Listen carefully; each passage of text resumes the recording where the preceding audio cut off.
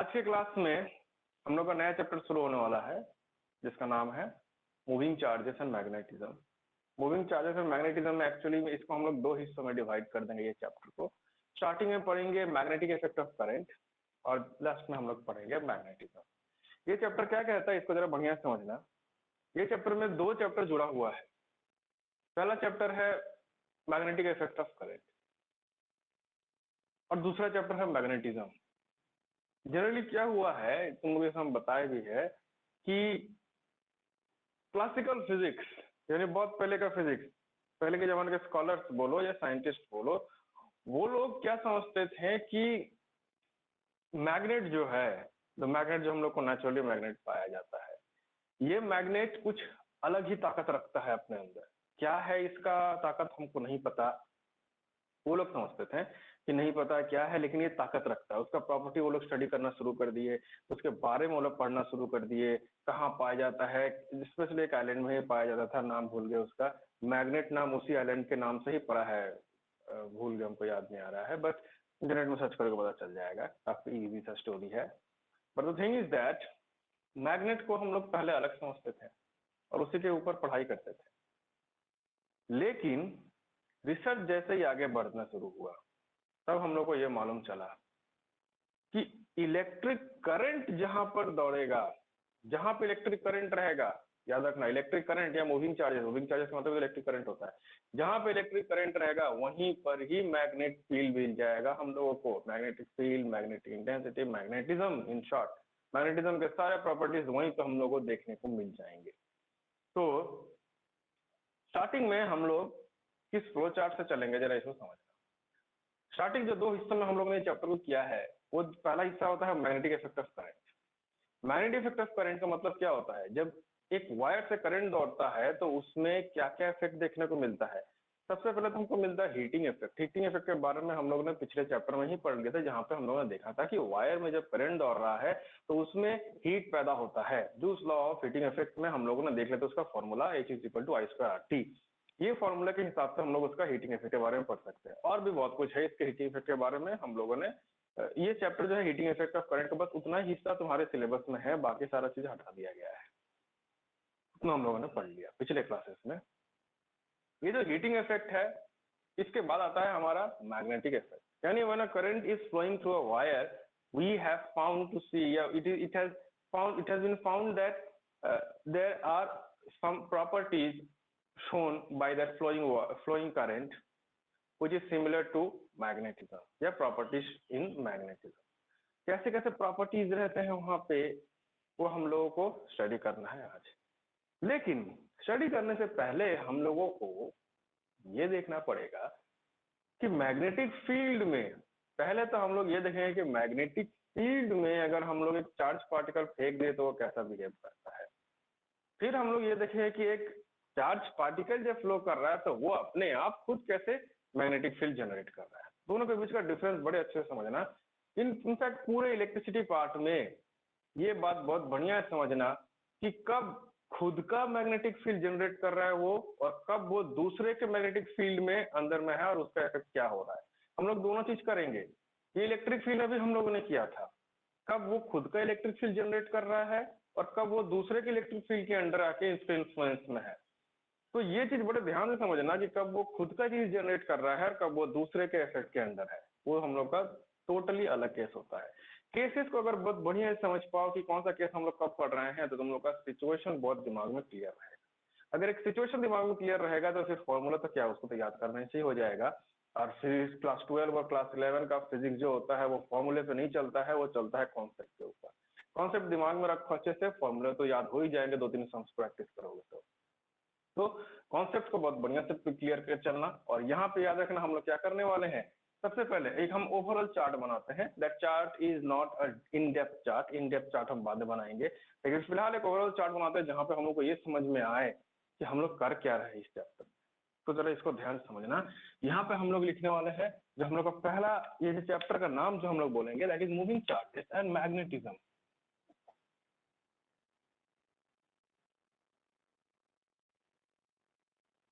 Moving charges and magnetism.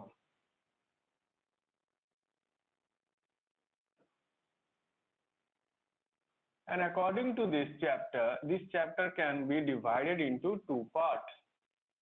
पहला part हो जाएगा मैग्नेटिक इफेक्ट ऑफ करंट।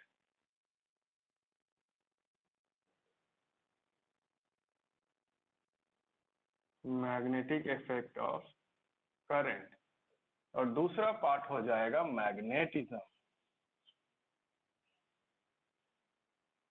यानी कि मैग्नेटिक इफेक्ट ऑफ करंट में हम लोग ये स्टडी करेंगे कि अगर करंट फ्लो हो रहा है किसी वायर से तो वो कौन से मैग्नेटिक प्रॉपर्टीज शो कर रहा है, उसके मैग्नेटिक प्रॉपर्टीज को पढ़ेंगे।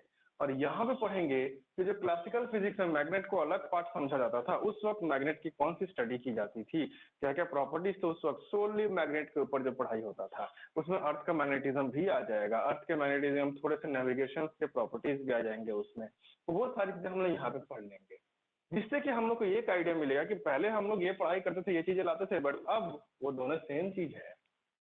और फिर इसमें हम लोग इसको फर्दर दो हिस्सों में भाग करेंगे। दो हिस्सों में क्या, हाँ, दो पहलू मिलेंगे इस चैप्टर में, जहां पे जो चार्ज पार्टिकल है वो दूसरे के मैग्नेटिक फील्ड के इफेक्ट में रहेगा, यानी अंडर एक्सटर्नल मैग्नेटिक फील्ड। उसके इफेक्ट तब स्टडी करेंगे when that charge particle is moving under external magnetic field.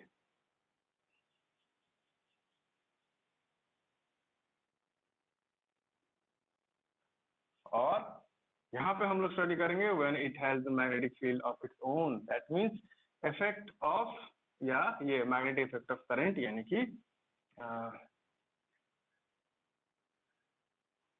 Its own magnetic field. चलो ये लिख देते हैं, इट्स ओन मैग्नेटिक फील्ड, इस तरीके से। और फिर मैग्नेटिज्म अंदर के अंदर भी बहुत से टॉपिक्स है, हम ये ब्रॉडली क्लासिफाई कर रहे हैं, एक कॉन्सेप्ट बेसिस पे क्लासिफाई कर रहे हैं, टॉपिक बेसिस पे क्लासिफाई नहीं कर रहे हैं, क्योंकि यहाँ पर टॉपिक बेसिस पे हम क्लासिफाई बाद में करेंगे, सब्सिक्वेंट क्लासेस में हम करेंगे, अभी नहीं करेंगे हम लोग, क्योंकि कुछ टॉपिक्स कर लेते हैं ताकि तुम लोग क्लियर हो जाए, तब हम उसके बाद टॉपिक वाइज क्लासिफाई करेंगे कि किस सेक्शन के अंदर कितने टॉपिक्स हम लोग करने और क्या क्या करने हैं। ये हम तुम लोगों को कॉन्सेप्चुअल क्लासिफिकेशन कर रहे हैं कि ये कॉन्सेप्ट हम लोगों को फॉलो करना है। नाउ ये मैग्नेटिज्म में हम लोग मैग्नेट के तो कुछ पार्ट पढ़ेंगे भी, कुछ अर्थ के बारे में जब पढ़ेंगे तो तब उसको बोलेंगे टेरेस्ट्रियल मैग्नेटिज्म। तो टेरेस्ट्रियल मैग्नेटिज्म के बारे में भी पढ़ेंगे हम लोग यहाँ पे। Now this is what we are going to study in this whole chapter. So let's start with the basic things first.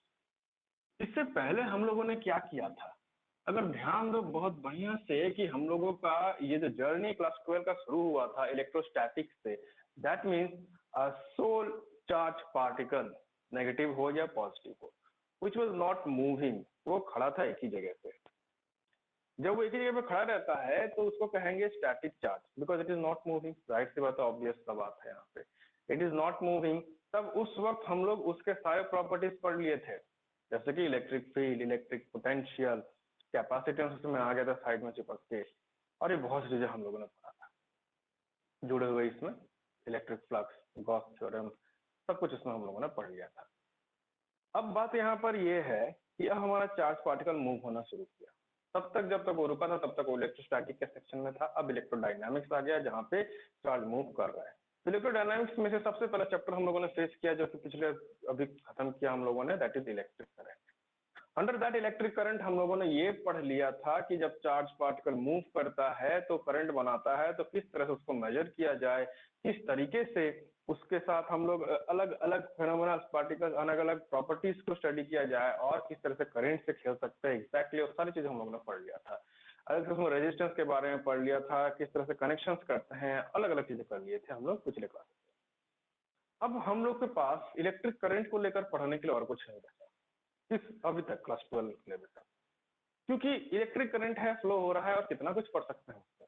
लेकिन अब हम लोग के पास ये है कि और एक स्टेप आगे बढ़ते हैं, और जब इलेक्ट्रिक करंट फ्लो हो रहा है तो वो जाहिर सी बात है मैग्नेटिक फील्ड बना रहा होगा वहां पे आसपास अपना।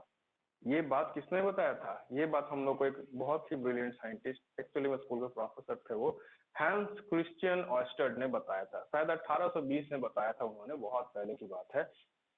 उस जमाने में उन्होंने क्या देखा था, उन्होंने ये डिस्कवरी, तो बड़ा ही इंटरेस्टिंग सा एक डिस्कवरी है, क्योंकि ये भी जैसे बाकी बहुत ही महत्वपूर्ण डिस्कवरीज की तरह एक्सीडेंटली ही हो गया था।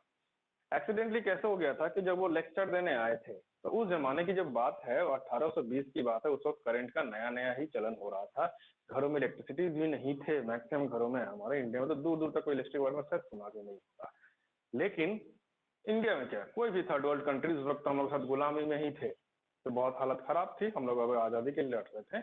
बट विदेशों में वो लोग थोड़े साइंटिफिक एडवांसमेंट में थे, वहां पे भी, इनफैक्ट वहां पे बिजली का आविष्कार होने के बावजूद भी घरों में ऐसे बिजली का नहीं आते थे। इनफैक्ट वायरिंग कैसे करना है कॉमन इंसानों को तो मालूम ही नहीं था। इलेक्ट्रिशियंस क्या होते हैं उस वक्त तो कोई चीज कॉन्सेप्ट नहीं थे, इलेक्ट्रिशियंस उस वक्त आए भी नहीं थे। तो जो नॉर्मल सर्किट्स हम लोग यहाँ क्लास 11-12 में सॉल्व करते हैं इतने भयानक भयानक तरीकों से, कर्चफ लॉ लगा के पिछले ही चैप्टर्स में हम लोग ने सॉल्व किया था, उस जमाने में से चीज एग्जिस्ट भी नहीं करती थी। और एक सर्किट बना पाना एक बहुत ही बड़ी बात होती थी। तो हायर क्लासेस में, कह सकते हो ग्रेजुएशन लेवल के क्लासेस में, जब वो पढ़ा रहे थे ये हांस क्रिश्चियन ऑयस्टर्ड, उन्होंने अपने टेबल पे एक नॉर्मल सर्किट सजा रखा था। शायद juice law of heating effect के बारे में बता रहे थे, करंट फ्लो कर रहा है कि नहीं कर रहा है। उसमें उन्होंने नॉर्मल सा सेटअप किया था, एक सेल लगाया था। उस जमाने के जो सेल होते हैं, बैटरी होते हैं, वो इतना सुंदर नहीं दिखते थे जो आज के जमाने का है। उस जमाने का लेक्लांस सेल्स होते थे, वोल्टाइक सेल होते थे, केमिकल से बने हुए सेल होते थे। जैसे ही बने हुए सेल हुए थे उस हिसाब के एडवांसमेंट के हिसाब से वो कर रहे थे। तो बहुत ही बड़ा स्टेबल में सर्किट था, वायर भी मोटे मोटे थे। अब वहां पर क्या किया, जैसे उन्होंने की ऑन करके समझा रहे थे, की ऑन किए, करंट फ्लो हो रहा है, एमीटर वोल्टमीटर जो लगना है सब लगा हुआ है उसमें। वो अपने हिसाब से जो बताना चाहते हैं सब पूरा बता रहे थे। बताते बताते उसी टेबल पे, शायद पिछले वाले क्लास में जो प्रोफेसर पढ़ा के गए थे उन्हीं का कॉम्पास, मैग्नेटिक कॉम्पास जो है वहीं पे छूट गया था। ये एक छोटा सा मिस्टेक था उसी प्रोफेसर का, पुराने प्रोफेसर का, कि उन्होंने मैग्नेटिक कॉम्पास वहीं पे भूल के चले गए थे, वही रखा हुआ था शायद। तो उन्होंने क्या देखा कि जैसे ही वो ऑन कर रहे हैं सर्किट, यानी की को दबा रहे हैं, ऑन कर रहे हैं, वहां से सर्किट में से करंट फ्लो हो रहा है। उस सर्किट में जैसे ही करंट फ्लो हो रहा है, वो मैग्नेटिक कंपास डिफ्लेक्शन दिखा रहा है। पहले तो उनको लगा कि शायद ये मैग्नेटिक कंपास डिफ्लेक्शन दिखा रहा है, वो नॉर्मली कोई ऐसे ही एनोमली होगा, या फिर कोई मैग्नेटिक आसपास होगा मैग्नेट जिसकी डिफ्लेक्शन दिखा रहा है। बट धीरे धीरे उन्होंने ऑब्जर्व किया कि जैसे ही वो स्विच ऑफ कर रहे थे, यानी करंट ऑफ कर रहे थे, वायर से करंट नहीं फ्लो हो रहा था, तभी मैग्नेटिक कंपास डिफ्लेक्शन बंद कर रहा था, अपना नॉर्मल सिचुएशन में आ जा रहा था, नॉर्मल जो दिखाता है उस तरह से आ जा रहा था। और जैसे ही वो करंट ऑन कर रहे थे, वो तुरंत डिफ्लेक्शन दिखा दे रहा था दूसरी तरफ। अगर करंट का डायरेक्शन रिवर्स कर दे रहे हैं, यानी सेल्स जो है, सेल्स का पोलरिटी अगर चेंज कर दे रहे हैं और करंट का डायरेक्शन अगर रिवर्स कर दे रहे हैं, तो वो देख रहे हैं कि मैग्नेटिक कंपास जो है वो उल्टे डायरेक्शन में दिखा दे रहा है। यानी जाहिर सी बात है, ये तो सही हो गया कि वो उससे रिलेटेड है। तब उन्होंने अपना क्लास खत्म किया। क्लास खत्म करने के बाद उन्होंने इसके ऊपर एक्सपेरिमेंट शुरू किए, और जो ऑब्जर्वेशन उन्होंने देखे, उन्होंने उस ऑब्जर्वेशन को नोट किया।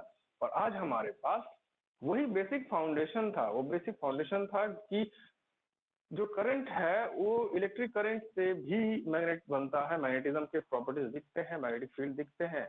और वही बेसिस था, उसी के बाद से कुछ करने का कुछ बात नहीं था। वो नया ब्रांच ऑफ फिजिक्स जन्म लिया था उस वक्त, और उसके बाद से डिफरेंट डिफरेंट ब्रिलियंट साइंटिस्ट आए, और उसके ऊपर इतने इतने इतने इतने इतने ऊपर चलते गए कि एक स्टेज में आके हम लोगों को माइकल फैराडे आते हैं, फ्लेमिंग आते हैं।